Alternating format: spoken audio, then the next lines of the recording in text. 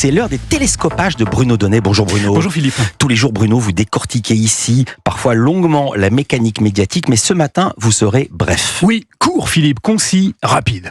Car figurez-vous que c'est une brève qui m'a frappé hier soir alors que je regardais le journal télévisé. Et j'ai été saisi par un contraste. Vous savez que lorsqu'il neige en hiver, par exemple, ça arrive, les journaux télévisés nous ensevelissent sous des avalanches de reportages. Que quand il y a des embouteillages en été, ils en font des kilomètres, et que lorsque l'essence vient augmenter 10 centimes, ils en font des litres. Mais que se passe-t-il lorsqu'un journaliste qui couvre la guerre en Ukraine meurt sur le front ?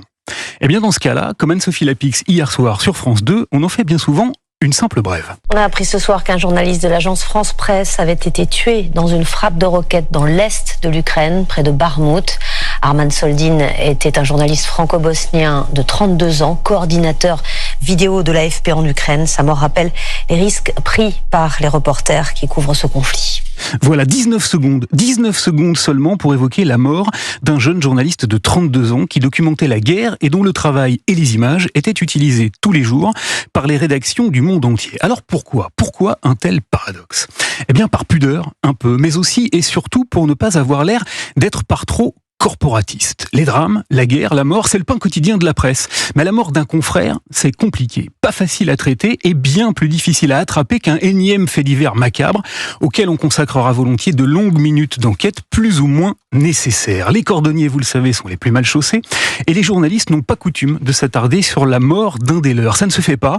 On l'évoque donc en bref, on ne s'y attarde pas. Alors Philippe, je ne m'attarderai pas. Moi non plus, pas ce matin en tout cas, je ne vous raconterai pas que le 1er mai dernier, il y a 9 jours seulement, Arman Soldin avait envoyé des images terrifiantes d'une explosion de roquettes qui avait frappé l'est de l'Ukraine.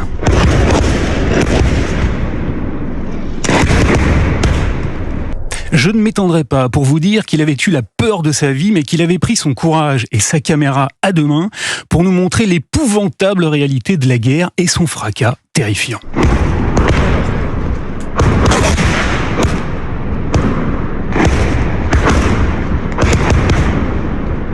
Et je ne perdrai pas de temps non plus pour vous dire qu'Arman Soldin est au moins le 11e reporter, fixeur ou chauffeur de journaliste à avoir perdu la vie en Ukraine, victime d'un tir de roquette. Je vous dirais tout simplement qu'hier, au moment où Vladimir Poutine expliquait devant des Russes privés d'images que les Ukrainiens sont les nouveaux nazis, un reporter de 32 ans qui filmait tout simplement la réalité des faits en est mort. Bref, je vous dirais, Philippe, qu'hier, un journaliste est mort d'une balle perdue.